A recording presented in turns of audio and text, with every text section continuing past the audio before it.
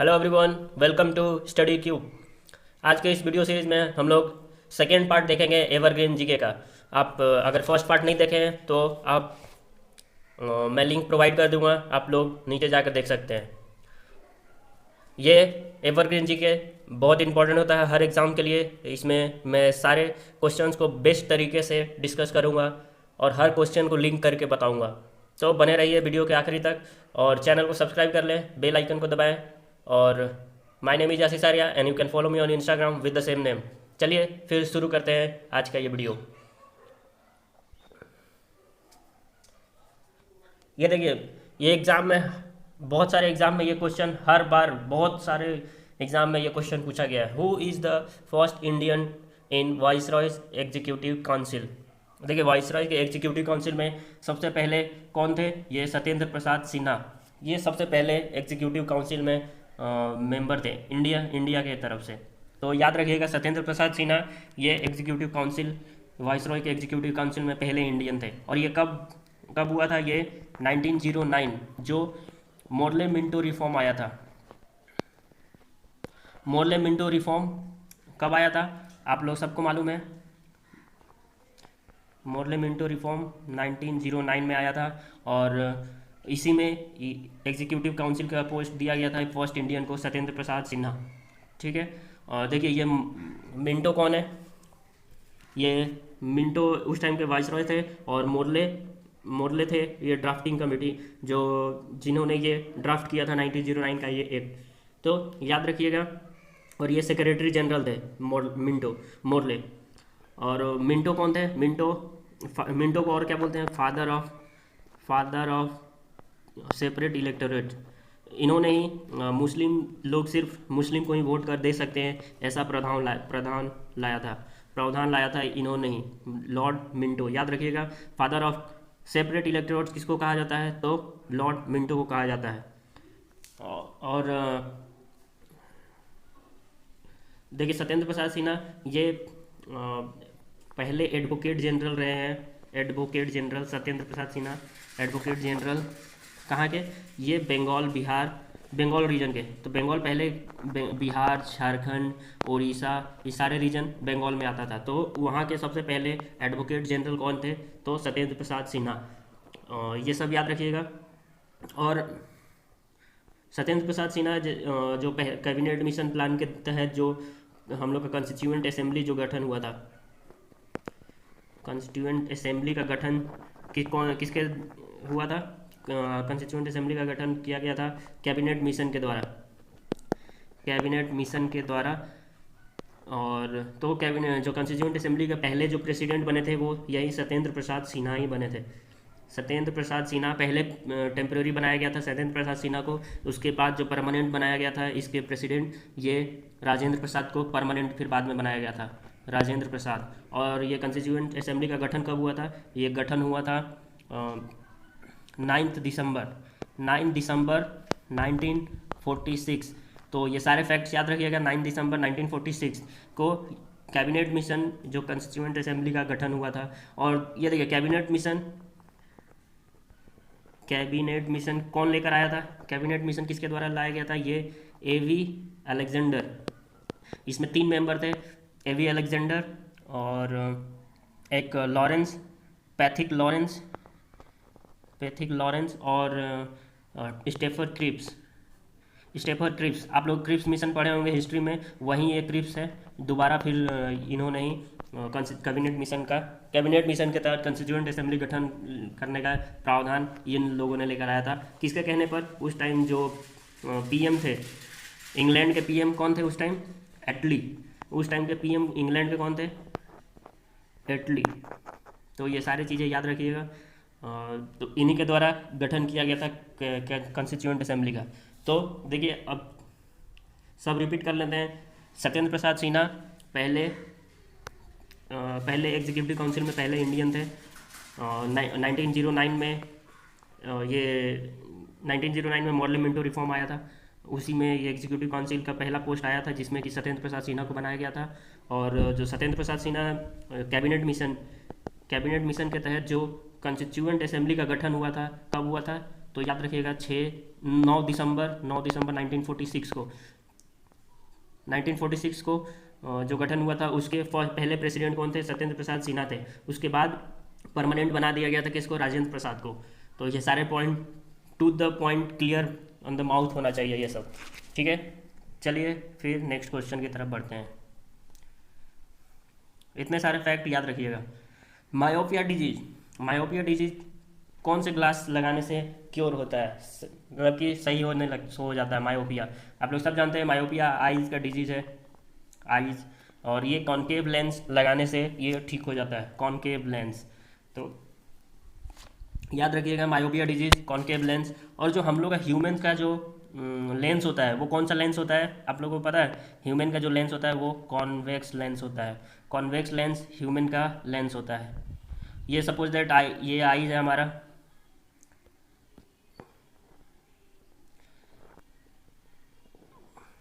तो इस वाले जो सेंटर में ये जो रहता है वो इसको बोलते हैं प्यूपिल। और प्यूपिल से ही हम लोग जैसे कि अगर हम लोग सनलाइट में जाते हैं तो बहुत ज़्यादा एक्सेस लाइट होने पर हम लोग का जो प्यूपिल होता है वो छोटा हो जाता है। तो और फिर जब हम लोग अंधेरे में आते हैं तो वो बड़ा होने लगता है। इसी की वजह से जब अंधेरे में हम लोग लाइट से उजाले से अंधेरे में जब आते हैं तो हम लोग का जो आँख होता है थोड़ा सा वो प्यूपिल छोटा हो जाता है, जिसकी वजह से हम लोग को दिखाई नहीं देता है। दिखने के बाद थोड़ा सा उसमें समय लगता है दिखने में, तो यही कारण है प्यूपिल छोटा बड़ा होते रहता है लाइट के अकॉर्डिंग।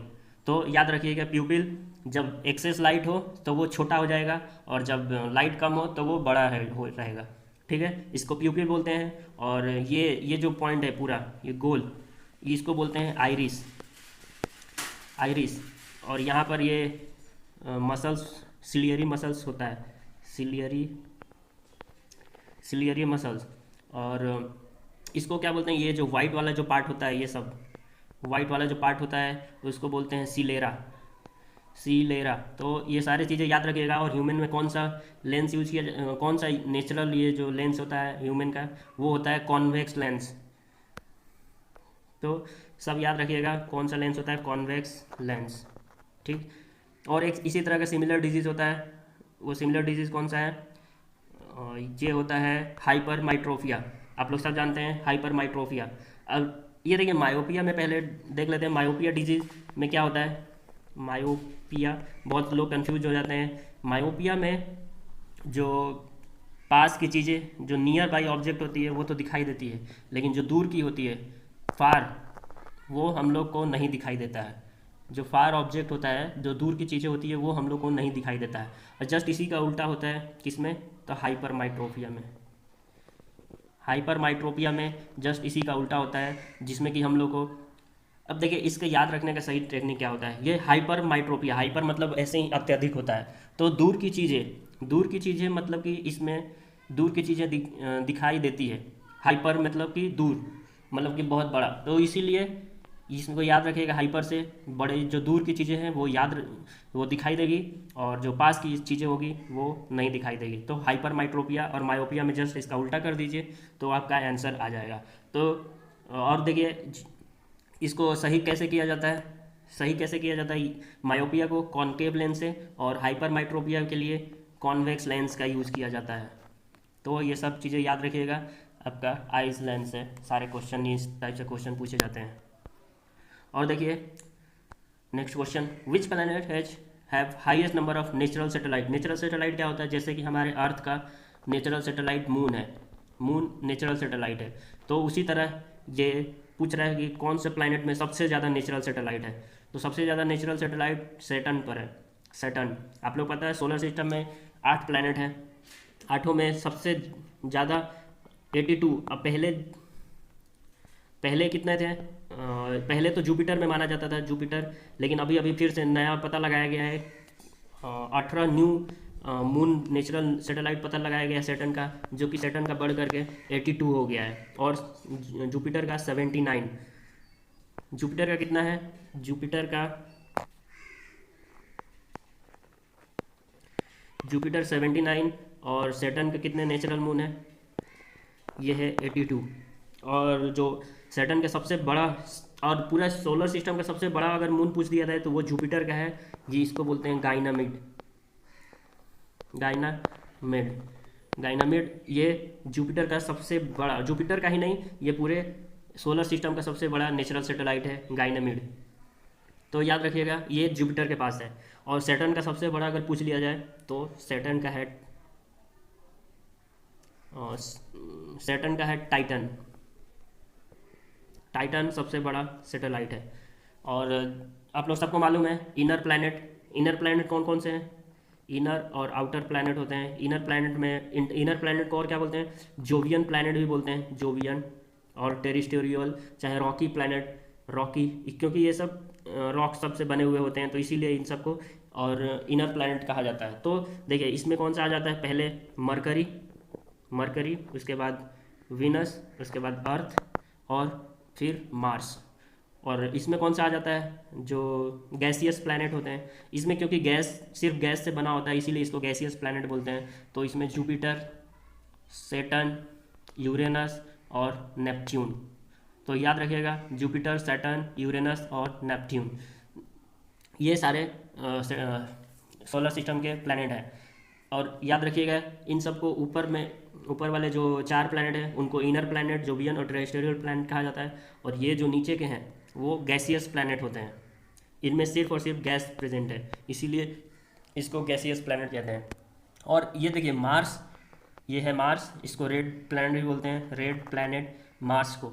और जो जुपिटर है, मार्स और जुपिटर के बीच में ये सपोज दैट ये मार्स है और ये जुपिटर है, तो इनके बीच में एस्टेरॉयड बेल्ट ये लोकेटेड है। एस्टेरॉयड बेल्ट इन्हीं के बीच में है, मार्स और जुपिटर के बीच में। ये यूपीएससी में क्वेश्चन पूछा गया था, तो याद रखिएगा एस्टेरॉयड बेल्ट कहाँ प्रेजेंट है? मार्स और जुपिटर के बीच में।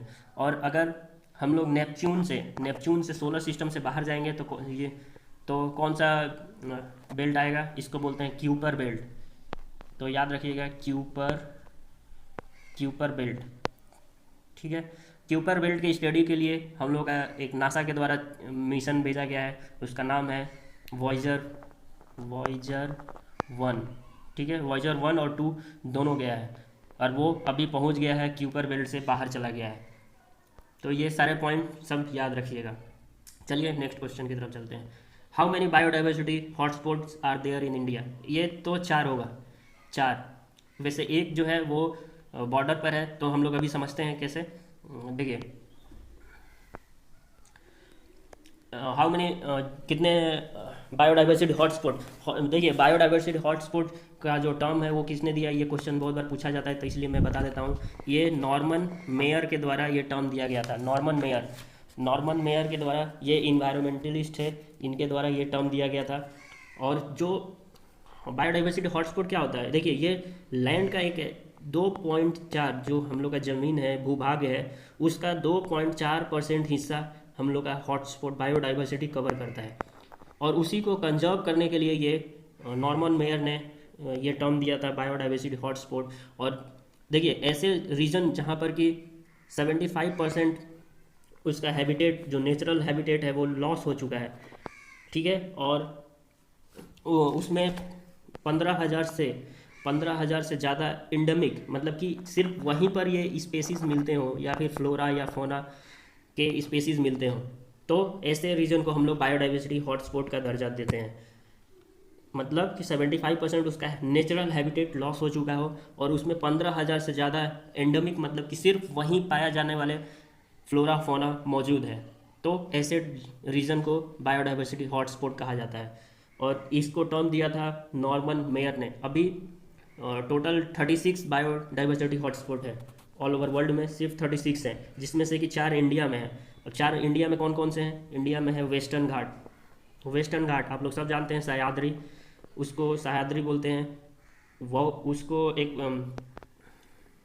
वेस्टर्न घाट को बोलते हैं।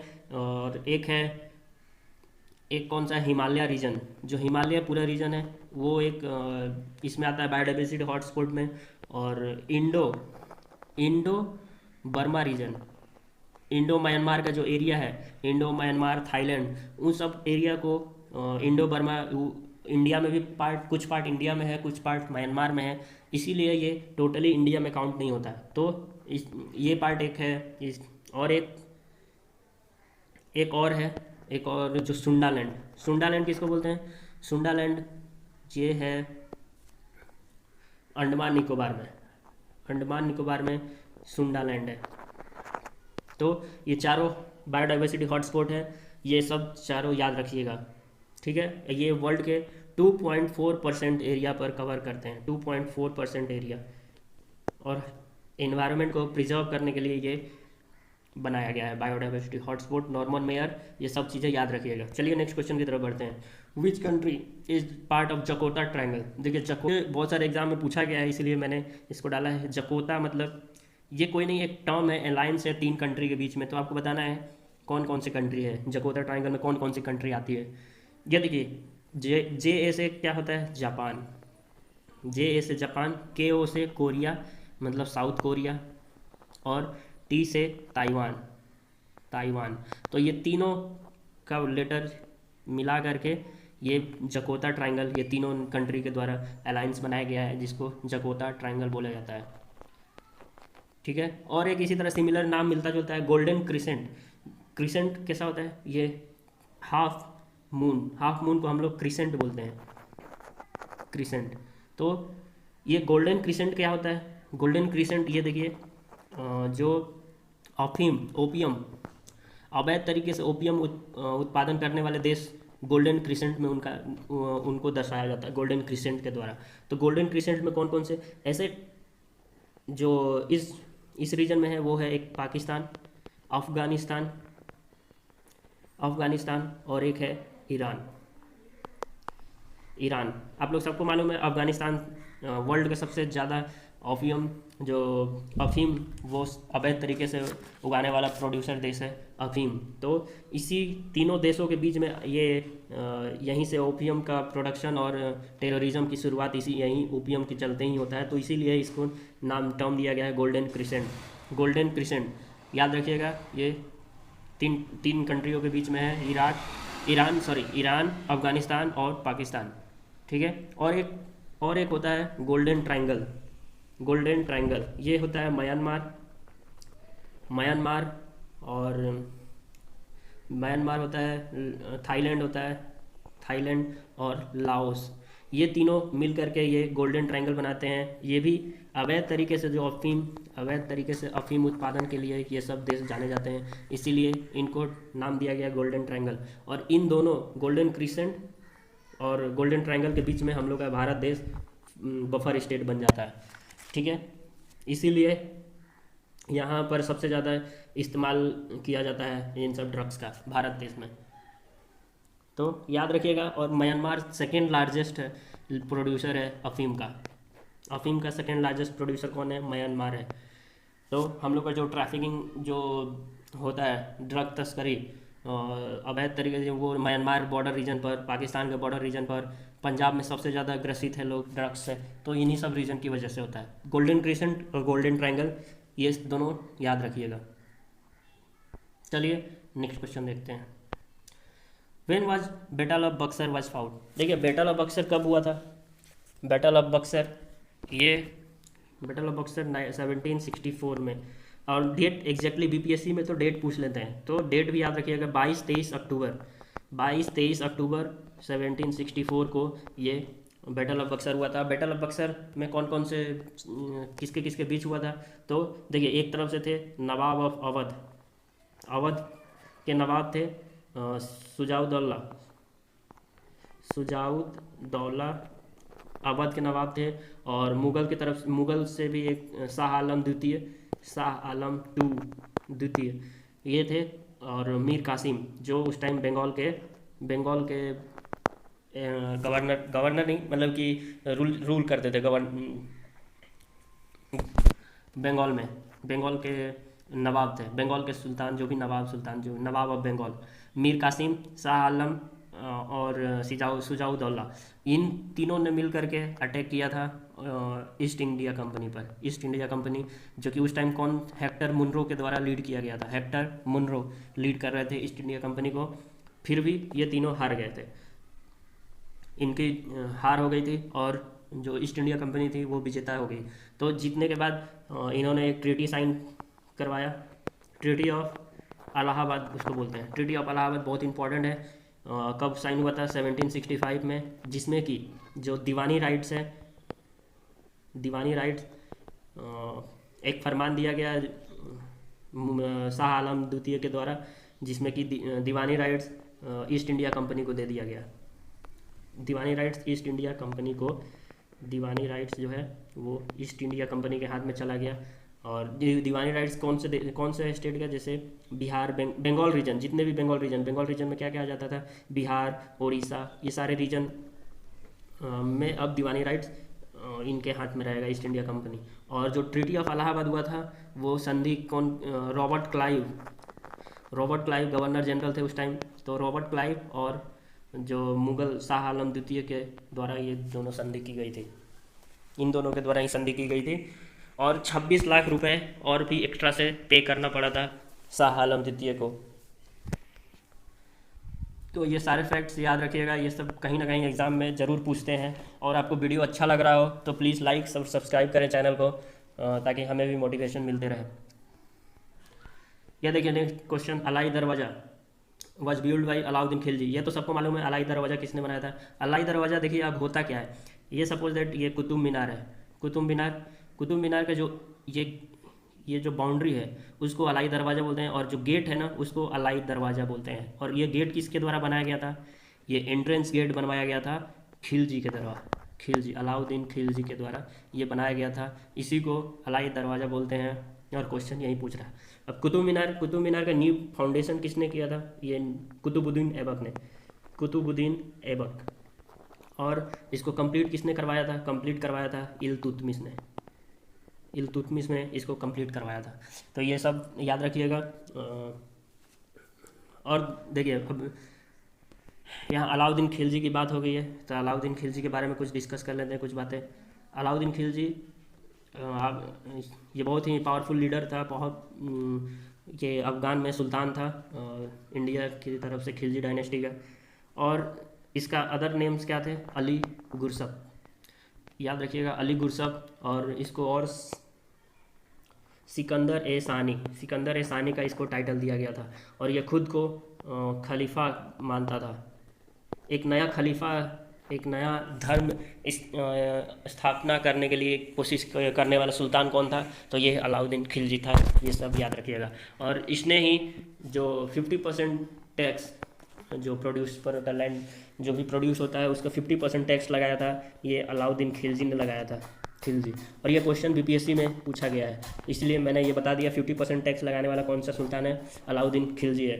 और इसी ने दाग एंड चेहरा सिस्टम स्टार्ट किया था, दाग एंड चेहरा सिस्टम मिलिट्री रिक्रूटमेंट के लिए, दाग और चेहरा सिस्टम मिलिट्री रिक्रूटमेंट के लिए इसने ही स्टार्ट किया था, ठीक है। और ये अलाउद्दीन खिलजी ही एक ऐसा सुल्तान, पहला सुल्तान है दिल्ली सल्तनत का जो कि रिलीजन को, धर्म को पॉलिटिक्स से अलग कर दिया था, राजनीति और धर्म दोनों को अलग अलग कर दिया था। अलाउद्दीन खिलजी के द्वारा ही ये सब किया गया था। तो ये सारे फैक्ट्स याद रखिएगा। चलिए नेक्स्ट क्वेश्चन की तरफ चलते हैं। First human to travel into space. ये देखिए पहले व्यक्ति कौन थे जो जो स्पेस में गए थे? ये है यूरी गैगरिन। कहाँ के? सोवियत यूनियन के, रशिया। उस टाइम सोवियत यूनियन था, यूएसएसआर, तो इसीलिए यूएसएसआर कहना सही रहेगा। तो उस टाइम के ये यूरी गैगरिन पहले व्यक्ति थे जो स्पेस में गए थे, ठीक है। और इंडिया से अगर पूछ लिया जाए तो इंडिया से फर्स्ट इंडियन कौन थे? फर्स्ट इंडियन ये थे राकेश शर्मा कहाँ के थे? पंजाब।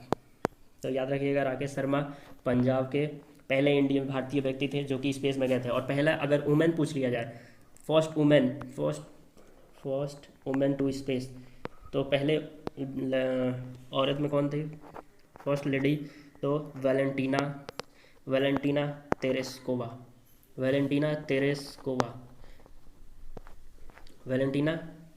तेरेस्कोवा, ये भी रशिया की थी। और अगर इंडिया में पूछ लिया जाए फर्स्ट इंडियन वुमेन जो स्पेस में गई थी, तो आप सबको मालूम है कल्पना चावला, ये हरियाणा से थी। हरियाणा। तो याद रखिएगा कल्पना चावला। और पहली वुमेन, वर्ल्ड की पहली वुमेन तो वेलेंटीना तेरेस्कोवा, वेलेंटीना तेरेस्कोवा। ये सारे फैक्ट्स याद रखिएगा, ये सब एग्जाम में कभी पूछ देते हैं। तो याद रखिएगा first human travel into space ये है Yuri Gagarin. Who was the teacher of Gautam Buddha? बताइए। गौतम बुद्धा के दो टीचर थे, एक अलारा कलमला, ये पहले टीचर थे, और जो दूसरे थे वो रामपुत्र, उद्र का रामपुत्र, ये दोनों याद रखिएगा। अब इनके बारे में देखिए, इनके जीवन के बारे में कुछ पॉइंट देख लेते हैं। ये देखिए, जब इनका बर्थ हुआ था तो बर्थ को लोटस से दर्शाते हैं, लोटस। और डेथ को स्तूपा से, लोटस और एक बुल सांड से भी इसको दर्शाते हैं। जो सिंबल होता है इनके, चिन्ह जो जो बोलते हैं, पूछ लेते हैं एग्जाम में बर्थ को कौन से चिन्ह से दर्शाते हैं, तो ये लोटस और बुल, और डेथ को स्तूपा से डिनोट करते हैं। तो ये सारी चीज़ें याद रखिएगा। फिर एक महापरिनिर्वाण, धर्मचक्र परिवर्तन, तो ये सब चीज़ें याद रखिएगा। और इनका जो इन्होंने 29 ईयर के एज में ही इन्होंने घर को त्याग कर दिया था। और पीपल ट्री के नीचे गया में गया में इनको इनलाइटमेंट प्राप्ति हुई थी।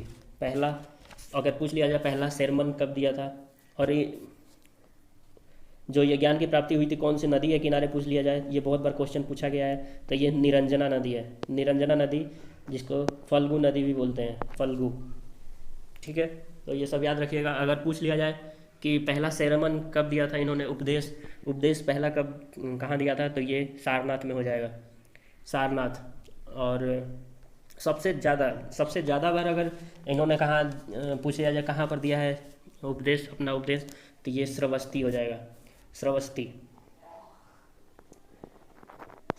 में सबसे ज़्यादा उपदेश दिया था, श्रावस्ती। और इनका लास्ट sermon भी श्रावस्ती में ही था। किसको दिया था? सुबध को। सुबध इनके दामाद से जमाई, इनको ये सुबध नाम का इनका था। इनको लास्ट ज्ञान इन्हीं को दिया गया था गौतम बुद्ध के द्वारा। ठीक है, और इनकी डेथ कहाँ हुई थी? खुशीनगर कहाँ है? देवरिया डिस्ट्रिक्ट, उत्तर प्रदेश में। खुशीनगर देवरिया डिस्ट्रिक्ट यूपी में है। तो ये सारे फैक्ट्स याद रखिएगा, कहीं ना कहीं एग्जाम में पूछ लेते हैं। और देखिए स्तूपा जो है सबसे लार्जेस्ट, वर्ल्ड की लार्जेस्ट शांति स्तूप कहाँ है, तो ये भी याद रखिएगा। वर्ल्ड की सबसे लार्जेस्ट शांति, विश्व शांति स्तूप, ये कहाँ पर है? ये राजगीर में है, राजगीर बिहार। ये 400 मीटर लंबा है, 400 मीटर ऊंचा। तो ये सब चीज़ें याद रखिएगा। चलिए नेक्स्ट देखते हैं। Who was the first acting prime minister of India? First acting prime minister of India ये थे गुलजारी लाल नंदा। आप सबको मालूम है गुलजारी लाल नंदा जवाहरलाल नेहरू के बाद 1964 में जब डेथ हुई थी, तो इनके बाद ये गुलजारी लाल नंदा एक्टिंग पीएम बने थे। फिर उसके बाद लाल बहादुर शास्त्री को ये पीएम बनाया गया था बाद में। और लाल बहादुर शास्त्री 2 अक्टूबर महात्मा गांधी का जन्म के दिन ही लाल बहादुर शास्त्री का भी जन्म है। और लाल बहादुर शास्त्री के द्वारा ही जय जवान जय किसान का नारा दिया गया था, जय जवान जय किसान। ठीक है, इन्होंने ग्रीन रिवॉल्यूशन, वाइट रिवॉल्यूशन पर बहुत ज़्यादा फोकस किया था, तभी जाकर के जो हम लोग का जो अभी वाइट रिवॉल्यूशन में मिल्क का प्रोडक्शन हाईएस्ट है, और जो वीट का प्रोडक्शन ग्रीन रिवॉल्यूशन में हाईएस्ट है, वो इन्हीं के कारण है। इन्होंने बहुत ज़्यादा फोकस किया था एग्रीकल्चर को लेकर के। तो वाइट रिवॉल्यूशन और ग्रीन रिवॉल्यूशन इन्हीं की देन थी जो भारत में आया था। और अगर इसी थॉट में जय जवान जय किसान में जोड़ दिया जाए, जय जवान जय किसान और जय विज्ञान, तो ये किसने दिया था टर्म जय जवान जय किसान जय विज्ञान? ये हो जाएगा अटल बिहारी वाजपेयी। तो ये सब चीज़ें याद रखिएगा। और जो लाल बहादुर शास्त्री की डेथ है वो ताशकंद में हुई थी। ताशकंद में जब शांति समझौता करने गए थे इंडिया और पाकिस्तान की लड़ाई में 1965 में, और 66 में गए थे शांति समझौता के लिए ताशकंद में, तब ये उनकी अकस्मात तरीके से मृत्यु हो गई थी। ठीक है, तो ये सारे फैक्ट्स याद रखिएगा। चलिए नेक्स्ट क्वेश्चन की तरफ चलते हैं। तो याद रखिएगा, फर्स्ट एक्टिंग पीएम कौन रहे थे? Gulzari Lal Nanda. Third battle of Panipat was fought between Maratha और मोहम्मद अहमद शाह अब्दाली। इन दोनों के बीच में थर्ड बैटल ऑफ पानीपत हुआ था। अगर पहला बैटल पूछ लिया जाए तो 1556 में फर्स्ट बैटल ऑफ पानीपत हुआ था, और 1556 में फर्स्ट बैटल ऑफ पानीपत हुआ था। और जो ये किसके बीच से बीच हुआ था? हेमू अकबर की तरफ से लड़ा था। हेमू लड़ा था ये शेर शाह सूरी की तरफ से, और सूर डायनेस्टी के, और अकबर और हेमू के बीच में ये फर्स्ट बैटल ऑफ पानीपत हुआ था। तो याद रखिएगा 1556 में। और जो थर्ड बैटल ऑफ पानीपत ये मराठा और अहमद शाह अब्दाली के बीच में हुआ था। और मराठा की तरफ से कौन कौन लड़े थे? मराठा की तरफ से सदाशिव राव और मल्हार राव होलकर और इनके तरफ और विश्वास राव। आप लोगों ने पानीपत मूवी देखी होगी तो उसमें दिखाया होगा ये इन तीनों ने ये बैटल में फाउट किया था। और उस दूसरे साइड से अहमद शाह अब्दाली के द्वारा लड़ा गया था। ये अहमद शाह अब्दाली से पहले नादिर शाह बहुत सारे अटैक कर चुका था, इन्वेड कर चुका था इंडिया पर, लेकिन हाँ नादिर शाह के द्वारा ही जो पीकॉक थ्रोन और कोहिनूर दोनों को लेकर चला गया था। ये लूट करके भाग गया था। ये किसके द्वारा? नादिर शाह के द्वारा। और ये पीकॉक थ्रोन बनाया किसके द्वारा गया था? ये शाहजहाँ के द्वारा ये बनाया गया था। तो ये सारी चीज़ें याद रखिएगा। नादिर शाह इसको लेकर भाग गया था, लूट लिया था। ठीक है, याद रखिए मराठा और अहमद शाह अब्दाली। अब ये थर्ड बैटल ऑफ पानीपत उस टाइम ये हुआ था 1761 में। और उस टाइम शाह आलम सेकेंड ये मुगल के बादशाह कौन थे? Shah Alam to.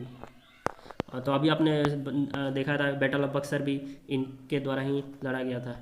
Battle of Buxar 1564 में, बार 1919 आ रहा है, तो ये 1764 में ये बैटल हुआ था, बैटल ऑफ बक्सर। तो याद रखिएगा। ये सब क्वेश्चन पूछ लेते हैं कि क्वेश्चन ये भी पूछ लेते हैं ना कि इस time third battle of Panipat के टाइम पर मुगल का बादशाह कौन था? कौन मुगल? तो आपको ये डेट याद होना चाहिए कि थर्ड बैटल ऑफ पानीपत कब हुआ था। तो 1761 में। तो उस टाइम 1764 में भी बैटल ऑफ बक्सर हुआ था शाह आलम टू के द्वारा। तो आप कोई भी रिलेट करके आप आंसर निकाल सकते हैं। चलिए नेक्स्ट क्वेश्चन देखते हैं। Father of medicine. ये सब क्वेश्चन बहुत स्टैटिक है और आपको याद करना पड़ेगा। फादर ऑफ मेडिसिन किसको बोलते हैं? हिपोक्रेट। तो इसी तरह बहुत सारे फादर ऑफ बायोलॉजी पूछ लिया जाए। बायोलॉजी एरिस्टोटल, अरस्तु को बोलते हैं। और फादर ऑफ इंटरनेट किसको बोलते हैं? ये विंड सर्फ। याद रखिएगा, ये बहुत इंपॉर्टेंट है। Father of internet wind Surf को बोलते हैं। और nuclear father of atomic bomb, जो बॉम्ब गिराया गया था हिरोशिमा पर, वो रॉबर्ट ओपेनहेमर के द्वारा बनाया गया था। तो इनको फादर ऑफ एटॉमिक बॉम्ब भी बोला जाता है। फादर ऑफ जेनेटिक्स पूछ लिया जाए, जेनेटिक्स, तो जॉर्ज मेंडल हो जाएगा, जॉर्ज मेंडल। ये सब याद रखिएगा। और फादर ऑफ कंप्यूटर पूछ लिया जाए तो चार्ल्स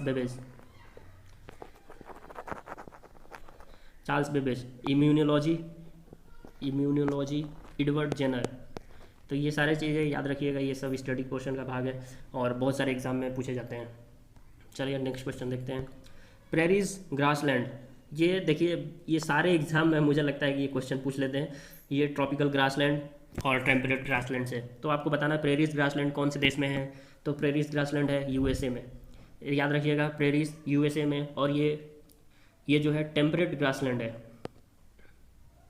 प्रेरीज जो है वो टेम्परेट ग्रासलैंड है, या कंफ्यूज नहीं होना है। एक होता है टेम्परेट ग्रासलैंड और एक होता है ट्रॉपिकल ग्रासलैंड। ट्रॉपिकल, तो जो टेम्परेट ग्रासलैंड होते हैं, टेम्परेट में स्टेपी, स्टेपी कहाँ है?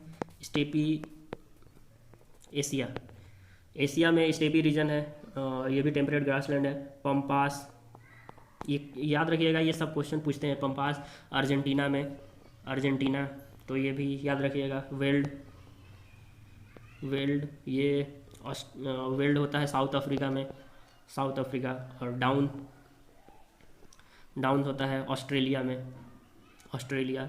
और एक फ्रांस में होता है पुस्ताज, पुस्ताज फ्रांस में। तो याद रखिएगा ये स्टेपी एशिया में, Pampas Argentina, weld south Africa, और डाउन्स, डाउन्स होता है ऑस्ट्रेलिया में, पुस्ताज फ्रांस, फ्रांस। और जो अदर इटली और स्विट्ज़रलैंड का भाग है उस जगह पर ये पुस्ताज, ये ग्रासलैंड सब है। तो ये क्वेश्चन हर बार पूछते हैं। ये टेम्परेट ग्रासलैंड है। अब देखिए ट्रॉपिकल ग्रासलैंड में कौन कौन से आ जाते हैं? सवाना ग्रासलैंड, सवाना सबको मालूम है, सवाना ग्रासलैंड कहाँ है? ये अफ्रीका में, सवाना ग्रासलैंड। और लानोस, कंपोज, लानोस, कंपोज और सेल्वास, ये सब साउथ अफ्रीका में है। साउथ अफ्रीका में ब्राज़ील, जो कंपोज है, कंपोज वो ब्राज़ील में है, ब्राज़ील। और लानोस, लानोस ये अमेज़न के जो रिवर्स हैं उस एरिया में ये पाया जाता है। सेल्वास वेनेजुएला में पाया जाता है, और सवानाज अफ्रीका में। तो ये चारों याद रखिएगा, ये चारों क्या है? ट्रॉपिकल ग्रासलैंड्स हैं। और टेम्परेट ग्रासलैंड मैंने आपको बता दिया, स्टेपीज एशिया में, Pampas Argentina, weld south Africa, down ये ऑस्ट्रेलिया, और पुस्ताज फ्रांस और यूरोप के देशों में। तो ये सब चीज़ें आपको माउथ पर होना चाहिए, आपको पीक पर होना चाहिए, याद होना चाहिए हमेशा ये सब, क्योंकि बहुत इंपॉर्टेंट होता है हर एग्ज़ाम के लिए। चलिए, आपको वीडियो अच्छा लगा है तो लाइक और सब्सक्राइब करें चैनल को, और प्लीज़ कोऑपरेट कीजिए और मोटिवेट कीजिए। Thank you, have a nice day.